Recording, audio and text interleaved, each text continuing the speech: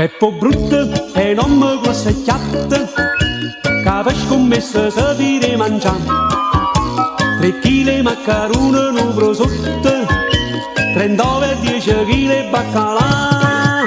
E onesto è tutto quanto vanno bene, e sindaco paese vanno fare.